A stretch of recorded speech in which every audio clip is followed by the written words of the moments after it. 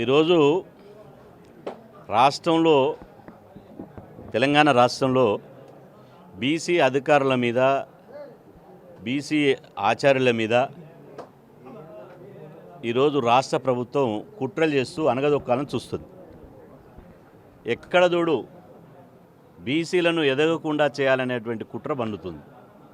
అందులో భాగంగానే ఈరోజు చూసినట్టయితే జేఎన్టీయూ యూనివర్సిటీ ఉదాహరణ దీనికి మనం తీసుకుందాం.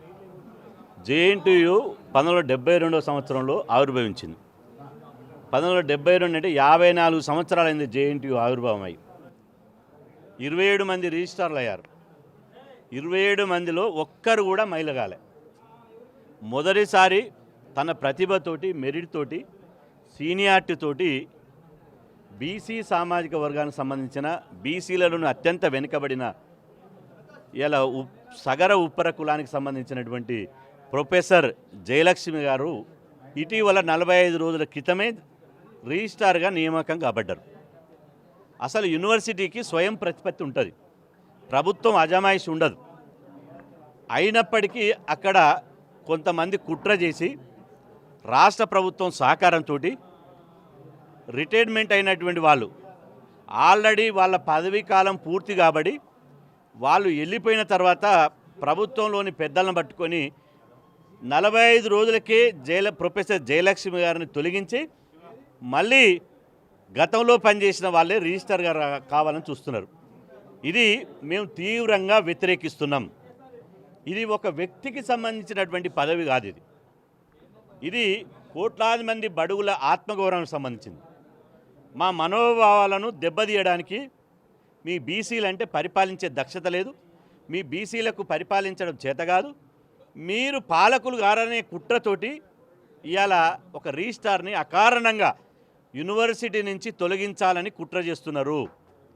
ఈ కుట్రలను స్వయంగా రాష్ట్ర ప్రభుత్వంలోని పెద్దలే ముందుండి నడిపిస్తున్నారని మాకు తెలుస్తుంది. ఇలా మేము అంటున్నాం, ఇవాళ ముఖ్యమంత్రి రేవంత్ రెడ్డి గారి వద్దనే విద్యాశాఖ మంత్రి ఉంది. ముఖ్యమంత్రి పేషి ఉండే వీసీ గారికి రోజు ఫోన్లు చేసి రిజిస్ట్రార్ని తొలగించండి, గతంలో ఉన్న వాళ్ళని కొనసాగించండి.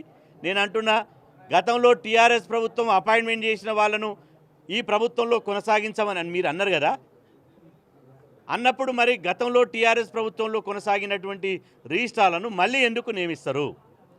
ఉన్న ఒక మొదటి బీసీ మహిళ రిజిస్ట్రార్ను, ఒక మహిళా రిజిస్ట్రార్ను ఎందుకు అవమానకరమైన రీతిలో పంపించాలనుకుంటున్నారు? ముఖ్యమంత్రి గారి నోటీసులు లేకుండా ఇది జరుగుతున్నదా? ఇది సమాధానం చెప్పాలి. ఇది సమాధానం చెప్పేదాకా మేము వదలం. ఇవాళ మేము అడుగుతున్నాం, తెలంగాణ రాష్ట్రంలో 3 ప్రధాన యూనివర్సిటీలు ఉంటాయి. ఒకటి Osmania, 2 Kakatiya, 3 JNTU. Osmania university VC SC అయితే రిజిస్ట్రార్ రెడ్డి ఓసీ. అదేవిధంగా కాకతీయ యూనివర్సిటీ వీసీ రెడ్డి అయితే registrar SC. JNTU VC OC Reddy అయితే రిజిస్ట్రార్ ఎస్సీ. 3 యూనివర్సిటీలు ఎస్సీలు వీసీలు అయితే రిజిస్ట్రార్ రెడ్డిలు, రెడ్డిలు వీసీలు అయితే రిజిస్ట్రార్ ఎస్సీలు. అంటే బీసీలకు స్థానం ఏది? బీసీలకు వద్దా? మాకు ప్రతిభ లేదా? బీసీలు ఎక్స్పీరియన్స్ లేదా? ప్రొఫెసర్లు లేరా? అంటే ఇక్కడ బీసీలే కులం కోణంలో చూసి బీసీలు పుట్టడమే, మా బీసీ కులమే అన్మెరిట్గా మారింది ఇక్కడ. ఇవాళ మేము స్పష్టంగా చెప్పదలుచుకున్నాం. ఇలా ఒకవైపు 42% కులగణన రిజర్వేషన్లు ఎవడడిగిన మిమ్మల్ని?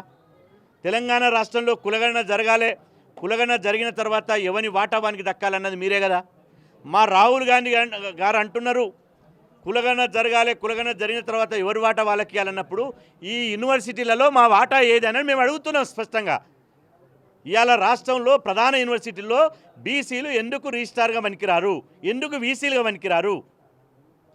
ఇవాళ ఈ వైస్ ఛాన్సలర్ నియామకాల్లో కానీ రిజిస్ట్రార్ నియామకాల్లో కానీ సామాజిక న్యాయం ఏది అంటే మీ ఇష్టార రాజ్యం అని అనుకుంటున్నారా? మరి కులగణన చేసింది ఒట్టి వృధానా, దండగనా? కాబట్టి మేము 24 గంటలు మీకు సమయం ఇస్తున్నాం. 24 గంటల్లోగా మీ కుట్రలు ఆపాలి. 24 గంటల్లోగా రిజిస్ట్రార్గా ప్రొఫెసర్ జయలక్ష్మి కొనసాగుతుందని స్పష్టంగా ప్రభుత్వం ప్రకటించాలి.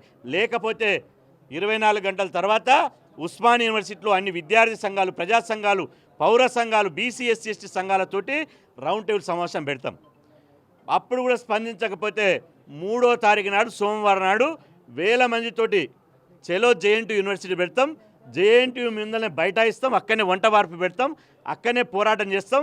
బీసీల తడాకేందో ఈ ప్రభుత్వాన్ని చూపిస్తాం.